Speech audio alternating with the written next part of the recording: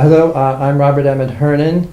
I'm head of Blue Stack Productions, the publisher of Irish Environment, an online magazine covering environmental matters on the island of Ireland. And I'm very happy today to be here in Belfast at the headquarters for the Northern Ireland Environmental Link with Dr. Jade Berman. Hello, Dr. Jade Berman. How are you?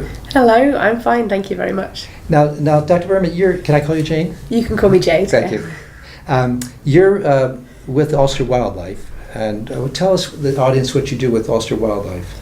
Okay, so I work as their Living Seas manager, which means I do anything to do with the sea. So it could be anything from talking to policymakers, to being out on the beach with school children, to working with companies, to see what they can do to help the seas. So anything really to do with the sea, from up talking to those at Stormont when they're there, to down by the sea. Now, today I actually want to talk to you not necessarily about the work of Ulster Wildlife, but your work with something called Nature Matters Northern Ireland. And could you tell the audience what that is? Okay, Nature Matters Northern Ireland is a campaign which is looking to make sure the environment doesn't get forgotten in the Brexit process, whatever might come out of it.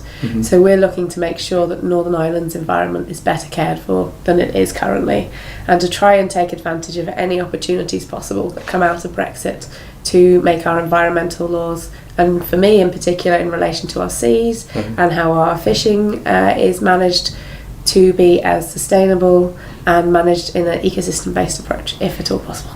So now, within Nature Matters Northern Ireland, you're handling the fisheries and marine, but we're going to talk about marine environment, correct? And you tell me, what does marine environment include?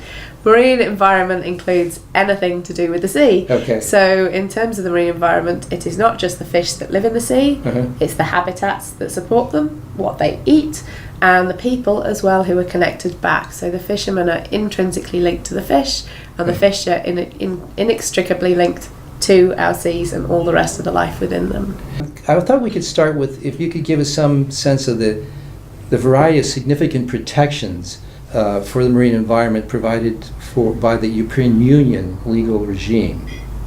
Okay. Well, there is a plethora of those. There's over 200 pieces of legislation in relation to our seas and our environment. But the main pieces, which I would link to today, would be the Birds Directive, which provides us with areas of protection at a European level for birds. There would be the Habitats Directive.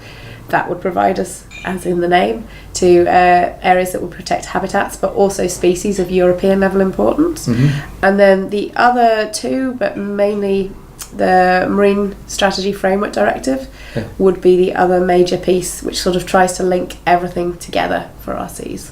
And the Water Directive is fairly... Yeah, the Water Framework Directive would be similar to the Marine Strategy Framework Directive. It was an earlier piece of legislation, and the Water Framework Directive covers out to 1 metre beyond 1 metre, 1 mile. Get back to the right metric here. No meters. About 1 mile out from the coast. So there is an overlap between the Marine Strategy Framework, which goes right up to wherever the sea has an influence. So in our case, for example, it goes all the way up to Strabane, because there's a tidal influence right the way up to Strabane, which you wouldn't think of as being influenced by the sea, while the Water Framework Directive goes out to that 1 mile pass. So there is that overlap in the coastal area.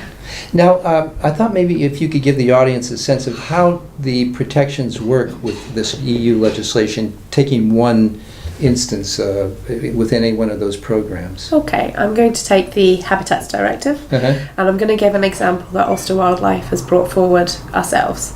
So the Habitats Directive gives us the opportunity to protect habitats of European importance. One of those that we have here is Strangford Lough. There are lots of different areas within Strangford Lough that are considered important on a European scale. What I'm going to mention today is the reefs. Now, it's just listed as reefs in the legislation. However, there are the conservation objectives that link back to that, and that links back in this case to horse mussel reefs. Horse mussels are not what you eat. They get very, very old. They can be over sort of 60 years old. They can have over 100 other species living on them.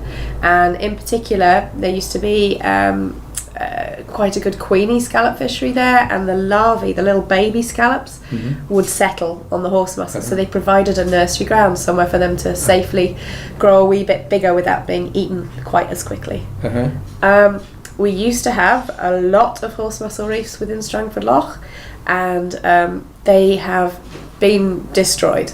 And that's partly due to a dereliction of duty by the departments at the time. But also, I mean, it was allowing harmful fishing to continue and trawling to continue. So we took the case twice to Europe. In the first instance, it was because the trawling was still being allowed to happen. And then in the second instance, it was because the plan, which they spent a lot of money doing the research behind, spent millions having recommendations come out of it, the department simply didn't follow their own plan to put protected areas in place, which were closed to fishing, to give these horse mussel reefs a chance to recover. So that is an instance where the European Court of Justice has given us somewhere to go to challenge the status quo and say, actually, you need to be following your own legislation, your own plans to protect these areas. And now those plans have been put in place, and we're still, I mean, the horse mussels take a long time to recover, and we hope that soon we'll be getting public feedback on what's happening to those mussels and if they're recovering now that they've been given a chance to not be disturbed. Now, besides the European Union-based protections, what other protections are there for the marine environment? Okay, so if you take a step down, then we have national level protections, and that would be through the Marine Act Northern Ireland 2013 would be the main one. That gives us the opportunity. It does some. It covers marine spatial planning, it covers marine protected areas, so marine protection, and it also covers licensing. The marine protected areas, it gives us something called a marine conservation zone. It's basically a national marine protected area. It's an area that's got nationally important species or habitats within, and it also covers geological features as well. So that's what's within the law, and the idea of the marine conservation zones is to fill those gaps, to cover those areas which maybe have been missed at the European level, but are for species which are important for us here. Now, what about the Good Friday Agreement from 1998? Although it's a political solution for a difficult problem, there are some environmental implications from that agreement, I believe, right? The areas which I look at, which would be relating back to the Good Friday Agreement, would be the lochs. So I'm talking about Loch Foyle and Carlingford Loch. Because there is no agreed border, there's a gentleman's agreement in Carlingford Loch, but there is no agreed border at all in Loch Foyle. One of the ways which they decided to sort that out was to have the Lochs Agency, which is a body that was appointed by the Irish Lights Commission, make sure I've got that right, to basically oversee those areas, which then negated the need for knowing exactly where the border was, because they managed the area as a whole, both the catchment behind the lochs, so all the water that feeds in from both sides of the border, and also then the marine side. How about explain to the audience what OSPA is? OSPA. Okay, so OSPA sounds like it's going to be a nice acronym, but it's just Oslo Paris Agreement Convention, Oslo Paris Convention, and that is to cover the North-East Atlantic regional seas, and within that we've agreed to have an ecologically coherent marine protected areas network as well. So that is, even though many of the countries involved are, part of the European Union, it does cover the ocean as a whole, so it's separate from European legislation. And there are recommendations that have come from OSPA and continue to come from OSPA in terms of protecting species and habitats. In Northern Ireland, as we know, there's been no government functioning since January 2017. Has there been any direct impact on protecting the marine environment as a result of the lack of a local? It's not local. It's the Northern Ireland government that doesn't exist anymore. Yeah. So the civil service would still be ticking along and preparing. However, nothing can be signed off.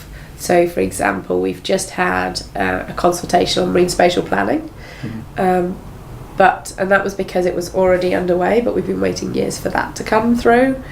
But there's no one to sign off on actions. So you can do so much work to get to a point, but what we need is transparency and scrutiny, and you need a decision maker through an elected process to say, okay, this is the direction of travel. Engaging on these various policies, do you encounter or deal with the fishing industry at all? The fishing industry? Yeah, in Northern Ireland. Oh yes. Okay. Oh yes. And how's that? Is that productive work? It can be very productive. For example, there is a Brexit fishing stakeholders group who have been meeting, and through that group we came up with suggestions for what the fishing sector would need out of Brexit.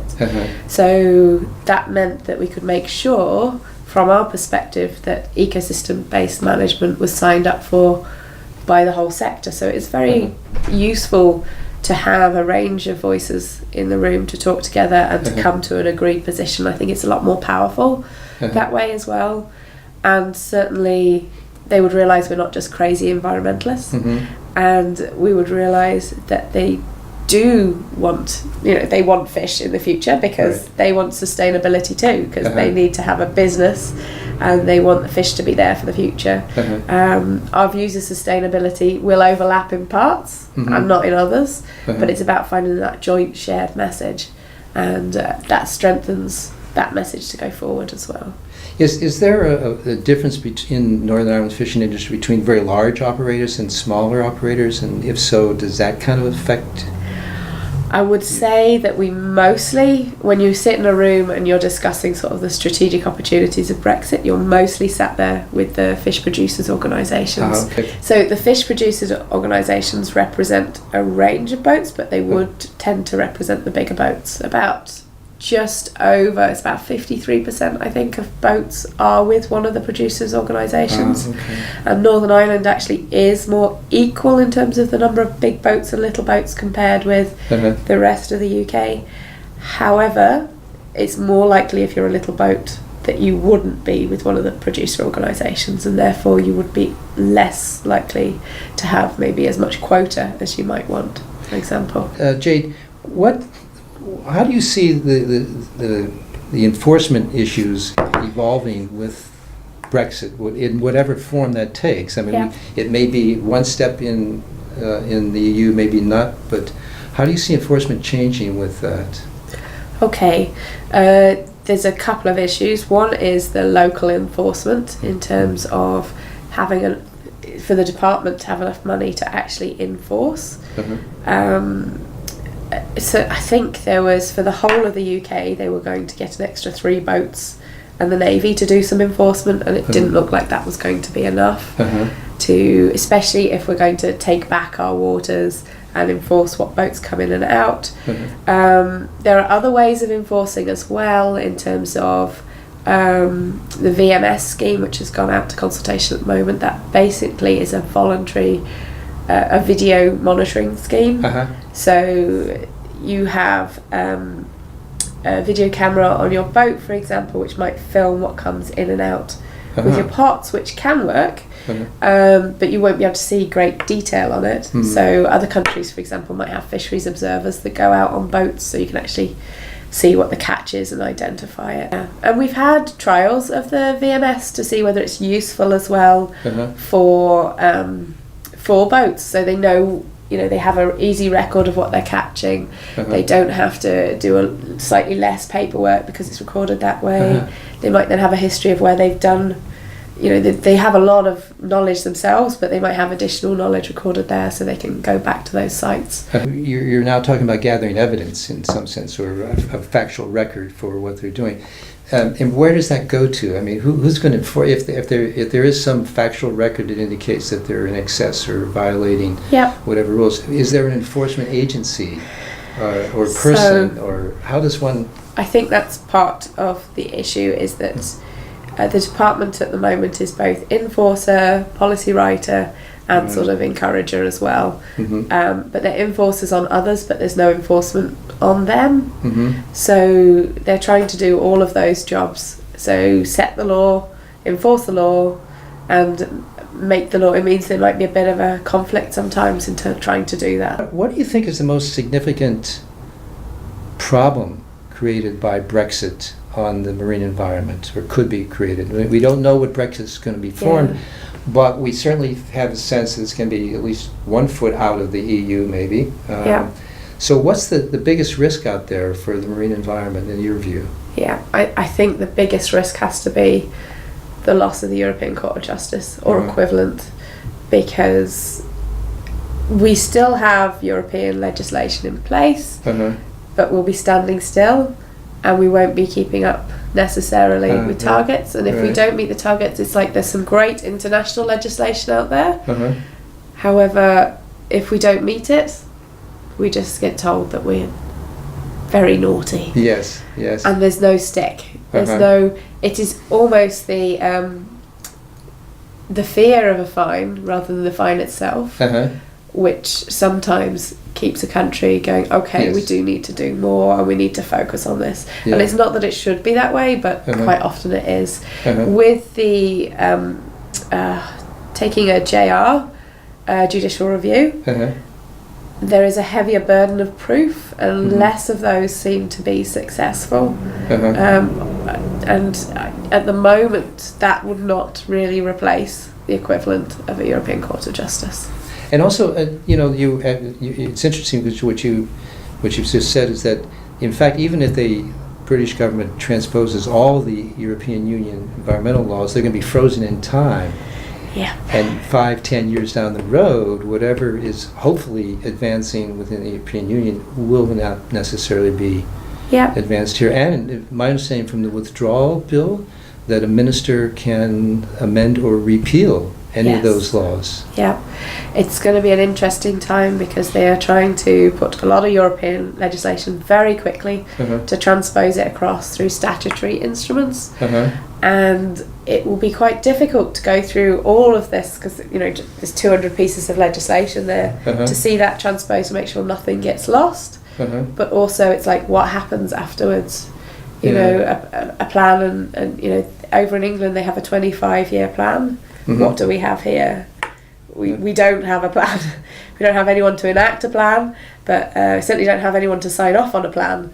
Yeah, and one of the things that seems to be coming out of these discussions is that because the environment is one of the devolved powers given to the local administration, Northern Ireland, Scotland and Wales, then there's reluctance on the part of the UK to provide common solutions for those because they feel perhaps they're stepping in, or it's a way of avoiding doing that. It's a kind of very complex problem and Northern Ireland seems to be the most regressive of all those three other regions. Yeah, I mean, that is part of what we're calling for, is for common frameworks. Because it makes sense. It's making sure there isn't a race to the bottom, but it's also making sure there's a fair ground for people who want to do business here, be it a fisherman that doesn't have to change his nets to a different size mesh because he's gone into Scottish waters. If you think Northern Ireland has a small area of sea, but then we have the sort of offshore part, which is again a small, almost like little triangle, which is between Northern Ireland, Scotland and the Isle of Man. And that could have separate rules again, because it's actually done by Secretary of State. You've got the Scottish waters, the Isle of Man have their own system, and then England and Wales. So no fisherman is going to want to change their net 5 times as they travel around the Irish Sea, and have to conform to different, what can they land, what can they not land. At least in terms of fishing, they're looking at quota across the whole of the UK, which is one thing. But then it all gets a bit complicated when you haven't got a defined border. In order to do that and take back our waters, where is that border where that stops? Will they, include the Lochs Agency and say, okay, well that doesn't count, and that's, some sort of neutral territory? Or will they be trying to find an exact border? And they haven't managed to do that in a very, very long time, so I can't see it happening in the next few months. And unfortunately, Jane, you used the word fair in this last discussion, and I'm sorry, there's no further way we can go with asking for fairness in this deal. So I think we're going to have to end the conversation. No, but we will try. You will try, and we will hope it will become fair for all of you. Yeah. Thanks for talking to us. No problem.